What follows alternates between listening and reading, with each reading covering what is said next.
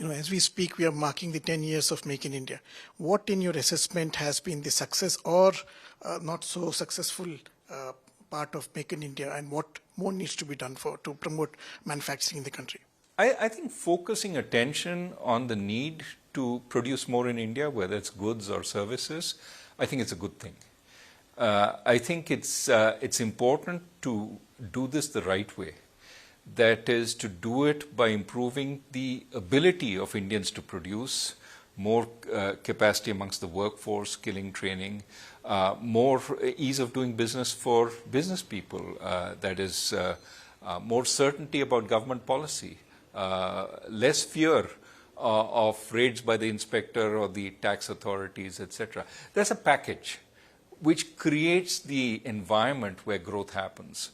And I think if we focus on that, I think that would strengthen the concept of Make in India. And I think some of that was being done and is being done, but we need to keep assessing, is this the right thing? So when we say doing business, should we follow the World Bank doing business and check off, ye kiya, wo kiya, we've done this?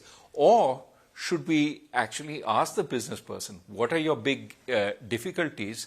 And, try and rectify those and keep surveying them to see whether in reality they find things have improved. Ultimately, the proof of the pudding is you're growing your manufacturing sector, you're growing your services sector. If that is not happening in the right way, then you have to ask, what am I not doing? So I would say the intention is good. I think in some areas we've done a lot. As I said, infrastructure, we've done a lot. That's been very useful. But we need to check the other places. And the best way to check is to ask critics, what do you think? What has happened? Has it happened the way you wanted? Should we do more? And you get feedback, and then you work along with it. So are we not asking the critics enough? I don't think we are. I think, this is more general, not about the Make in India. I think we want praise. We love everybody who comes to praise us, which is a good thing. But of course, then people understand that if they're more critical, they probably will not get heard. So you hear only one side of it. And what you really need to ask is, okay, what are we not doing right? Fine, praising us for what we're doing right is okay, but that doesn't help us improve. Telling us what we're doing wrong will get us to focus on that. And that means both domestic critics, but also international critics. We need to hear from both and not dismiss all the criticism that we hear as, Acha, these guys have an axe to grind, or there's some vested interest, or there's some hidden hand. But all the guys who praise, no, these guys know what India truly is. You can't take it, you need to take both. So 7% growth, is that enough for India to achieve the third largest economic status in this decade and becoming the developed nation by 2040? Is that enough for India to achieve those targets? So I think separate these. In terms of becoming the third largest economy, of course, if we grow at 7%, no mishaps.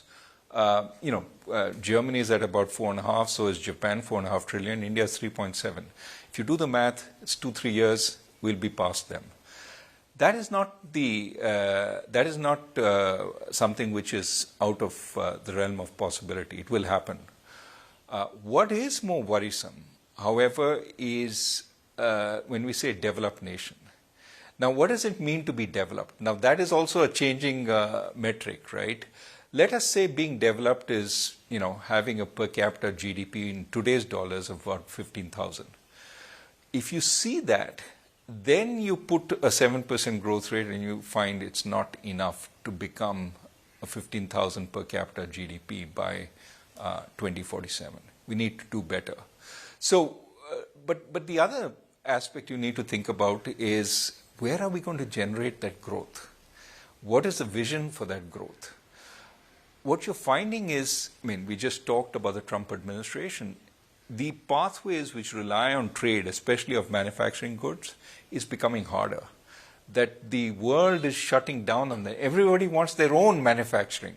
and doesn't want to cede it to others. You can see now for EVs and Chinese EVs, 100% tariffs in the US, 100% in Canada. Europe has only put 38, 37%. But if all the EVs are going to Europe, they will put tariffs up. And similarly for the developing countries and emerging markets. So the reality is there isn't a lot of place for a China-sized country to grow that way. So how are we going to grow?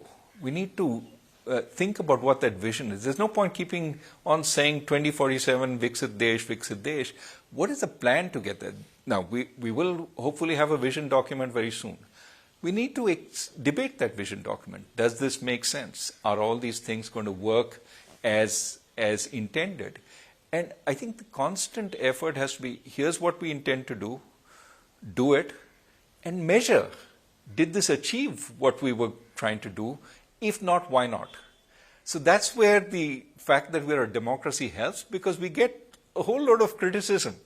This is not the Soviet Union. This is not China. We get people commenting back, you didn't do this right, you didn't do that right. And that helps us change, which is very good. So after 10 years, we are back to coalition politics. We don't have a single party commanding majority in the parliament, in Lok Sabha. So does that reduce the appetite for the government to do reforms, especially big ticket reforms like privatization? Has that appetite gone, or do you see Modi 3.0 also carrying the legacy of reforms in an aggressive way? Well, I don't think it should necessarily stop reforms. I think it may make, may force more consensus behind the reforms, which requires more agile government, more sensitive, clever government to do that. I mean, think of some of our most reformist governments. The Narasimha Rao government wasn't a supermajority. They had, a majority, but it was clubbed together with a bunch of parties supporting, right? And, the dream budget, Mr. Chidambaram's dream budget, was done in a coalition government. So it's not that coalition governments have meant no reform. I think that even NDA 1 was not a supermajority on BJP's side either. So I think we've had a lot of good economics-focused governments, and there's no reason why we can't do that even under the current regime. So what, in your opinion, should be the reforms that Modi 3.0 should take in from 24 to 29? Well, I think the single biggest is a laser focus on education. Now, immediately people say, no, that's not a central subject, it's concurrent, this, that. But, from the country's perspective, we absolutely need a better skill base, a better education base, right? Because what's confronting us? What's confronting us is the fact that very soon we're going to have AI in a big way. Are our youth going to be able to, meet that challenge and go ahead? And for that, they have to be creative in their own right. They have certainly, even if you want just manufacturing jobs, you need a strong skill base, because the kind of manufacturing jobs today are not the old sort of low-skilled manufacturing. Even the basic manufacturing jobs require some use of capital, some use of machines, some numeracy, some literacy. So I think we absolutely need more of a focus on getting good education. Not mass education, good quality mass education. Just getting everybody in school, we did that. But now we see a lot of them are dropping out because they're not learning enough. We need to keep them in school, not forcibly, but by making it attractive to stay, because they will learn. And so we need to ask ourselves, because, we keep saying Viksit Desh, okay, so 2047. We are in 2024, 23 years from now. The child who's born today will be entering the labor force there. What have we done to ensure that child who's born today will be a developed country child? That starts today. That doesn't start in 2047. And for that, nutrition has to be strong. We have 35% malnutrition. That doesn't work in 2047. We need better primary education. We need the child to learn how to read and write. We need better secondary education. We need top quality universities. We don't have one university in the top 100. This sounds negative. No, it's saying that we have a challenge. We can meet that challenge. Just see what we did in chess. This is the most highly intellectual activity supposedly, and we won both the men's and the women's. We can do it, but we need to give our people a chance, which means we need to focus on what the government has to do to bridge the gap. Now, government doesn't have to run the universities, government doesn't have to run the school, but it has to make sure that in Jharkhand, those students there have as much of a chance as the students in Delhi. And just lifting up the quality everywhere. And that's where the center plays a role, because not all the states have the same capacity. Of course, there's the central universities and all that. Let's upgrade some of them to be really world class, because ultimately the fight beyond this is going to be about who has the best intellectual property. And Indians are capable, but we need the institutions who match the capabilities of the Indians.